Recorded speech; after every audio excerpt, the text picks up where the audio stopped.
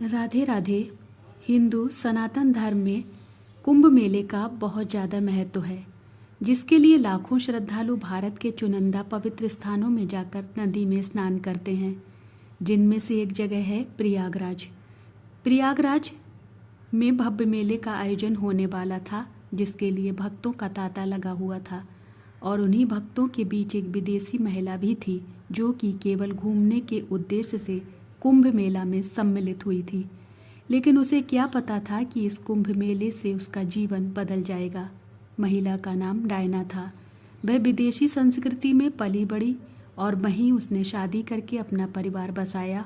और जब बच्चे बड़े हो गए तब वह देश विदेश अकेले ही यात्राएं करने लगी। इस बार वह प्रयागराज आ चुकी थी। डायना ने प्रयागराज पहुंचने से पहले होटल में कमरा बुक करा दिया था, इसलिए पहुंचते ही उसे कमरा मिल गया। डायना नहाकर तैयार हो जाती है और होटल में नाश्ता करने के बाद अपना कैमरा लेकर कुंभ मेले में शामिल होने के लिए निकल पड़ती है। लेकिन प्रयागराज के रास्तों में श्रद्धालुओं का झुंड लगा हुआ था। भीड़ देखकर डायना आगे जाने की हिम्मत नहीं कर पा रही थी। अचानक डायना को एक अघोरी दिखाई देते हैं, जो अर्धनग्न अवस्था में सफ़ेद विभूति से रंगे हुए दिखाई दे रहे थे। डायना को उन्हें देखकर उनकी फ़ोटो खींचने का विचार आया। वह अघोरी के पास पहुंच जाती है और अपना कैमरा चालू करके उनके सामने खड़ी हो जाती है। और जैसे ही वह फ़ोटो खींचती है, वह आश्चर्यचकित रह जाती है, क्योंकि अघोरी कैमरे में दिखाई नहीं दे रहे थे। डायना कुछ अंदाज से कुछ फ़ोटो खींचती है, लेकिन अघोरी का प्रतिबिंब फ़ोटो में नज़र नहीं आता। डायना को लगता है कि उसके कैमरे में कोई खराबी आ गई है, इसलिए वह चेक करने के लिए कुछ आने जाने वाले लोगों की भी तस्वीर खींचती है, लेकिन उनकी तस्वीर साफ साफ दिखाई दे रही थी। तो फिर अघोरी में ऐसा क्या था जो उनकी तस्वीर नज़र नहीं आ रही थी।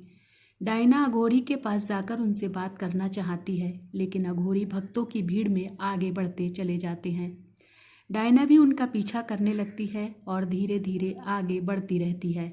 डायना को अघोरी रहस्यमयी लगने लगते हैं। वह उनके बारे में जानने के लिए उत्सुक हो जाती है। थोड़ा दूर चलते ही डायना का पैर फंस जाता है और वह गिर जाती है। और जैसे ही उठकर खड़ी होती है तो देखती है कि अघोरी उसकी आंखों से ओझल हो चुके थे। उसे बहुत बुरा लगता है, क्योंकि उसने आज तक इतना रहस्यमयी इंसान नहीं देखा था। तभी डायना उसी दिशा में चारों तरफ देखते हुए आगे बढ़ती रहती है। कुंभ मेला अपना आकार बढ़ाते जा रहा था। श्रद्धालु नदी के घाटों में अपना डेरा जमा चुके थे। डायना भी संभलते हुए गंगा नदी के घाट पर आ जाती है। चारों तरफ लोग ही लोग दिखाई दे रहे थे, लेकिन डायना की नज़र तो सिर्फ अघोरी को ही ढूंढ रही थी। तभी किस्मत से डायना को अघोरी फिर से नजर आते हैं, लेकिन वह नदी के दूसरी तरफ एक पत्थर पर बैठे हुए थे। डायना अपने बगल में खड़े एक व्यक्ति से अघोरी की तरफ इशारा करके कहती है कि वह बाबा वहाँ कैसे पहुँचे, लेकिन उस व्यक्ति को वहाँ कोई नज़र नहीं आ रहा था। वह डायना को अनसुना करके वहाँ से चले जाते हैं। डायना नदी के दूसरी तरफ जाना चाहती है, इसलिए वह एक नाव को किराए पर लेती है और उस पर बैठकर नदी के दूसरे किनारे पहुँच जाती है और उसी पत्थर के पास पहुँच जाती है जहाँ अघोरी बैठे हुए थे। अघोरी ने अपनी आंखें बंद कर रखी थी और ध्यान में मगन थे। तभी डायना उनसे पूछती है, आप कौन हैं? आंखें खोलिए। अचानक अघोरी अपनी आंखें खोलते हैं और उन्हें देखते ही डायना डर जाती है, क्योंकि उनकी आंखें सुर्ख लाल दिखाई दे रही थी। आंखों में खून उतरा हुआ था और भ्रुकुटी तनी हुई थी। अघोरी ऊंचे स्वर में कहते हैं, तुम यहाँ से चली जाओ। वह अघोरी से बात करना चाहती थी, लेकिन वह हिम्मत नहीं जुटा पा रही थी। डायना के दिमाग में अघोरी को जानने की उथल पुथल चल रही थी। अघोरी अपने क्रोधी बर्ताव से डायना को दहशत दे चुके थे। डायना अघोरी के सामने बैठ जाती है और कहती है, जब तक आप अपने बारे में कुछ नहीं बताएंगे मैं यहाँ से नहीं जाऊंगी। डायना की तीव्र इच्छा की वजह से अघोरी का हृदय परिवर्तन हो जाता है और वह डायना के सर पे हाथ रखकर पल भर में उसे अपने बारे में सब कुछ बता देते हैं। डायना आंखें खोलती है और वह शून्य में हो जाती है। उसे अपनी जिंदगी की सभी बातें तुच्छ लगने लगती हैं। उसने जो जीवन जिया था वह किसी जानवर की तरह नजर आने लगता है, क्योंकि डायना सत्य को समझ चुकी थी। डायना ने अघोरी की शक्ति से देख लिया था कि और भी खूबसूरत जीवन है जिससे हम वंचित हैं, और अब डायना भी वह पाना चाहती थी। डायना अघोरी के पैरों में गिर जाती है और उनसे कहती है, आप मुझे भी अपनी तरह बना दीजिए।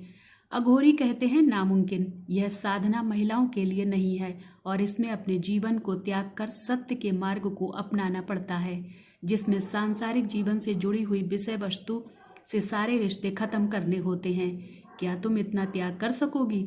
डायना मन बना चुकी थी कि वह अब अघोरी की तरह ही जीवन जिएगी, इसलिए वह पूरे आत्मविश्वास से अघोरी की शिष्या बनने को तैयार हो जाती है। अघोरी कोई इंसान नहीं बल्कि एक शक्ति थे। वे किसी भी तरह के वातावरण में रहने में सक्षम थे, लेकिन डायना तो एक साधारण महिला है। वह इनके साथ साधना करने योग्य नहीं थी, इसलिए वह डायना के लिए उन्हीं पत्थरों के बीच में अपनी चमत्कारी शक्ति से एक छोटी सी गुफा का निर्माण कर देते हैं और डायना के वस्त्रों को बदलकर उसे वैराग्य की वेशभूषा में ले आते हैं। और जैसे ही डायना पत्थर के ऊपर साधना के लिए बैठती है तो नदी के दूसरी तरफ कुछ लोगों को डायना एक देवी रूप में नजर आने लगती है और कुंभ मेला में शामिल भक्त डायना के दर्शन करने के लिए उतावले हो जाते हैं। एक के बाद एक नई नाव नदी पार करके दूसरी तरफ पहुंच जाती है। श्रद्धालुओं की भीड़ डायना की गुफा की तरफ बढ़ने लगती है। अचानक डायना की आंखें खुलती हैं तो अघोरी उसके सामने से गायब हो चुके थे और बहुत से लोग हाथ जोड़कर सामने खड़े हुए थे। डायना को समझ में नहीं आ रहा था कि वह इतनी महान कैसे बन गई कि लोग उसे एक देवी समझने लगे, जबकि वह एक साधारण महिला थी। लेकिन यही कुंभ मेला का प्रताप था जिसने डायना का जीवन बदल दिया और उसकी बेरंग जिंदगी में भक्ति का रंग घोल दिया था। जय श्री कृष्णा। राधे राधे।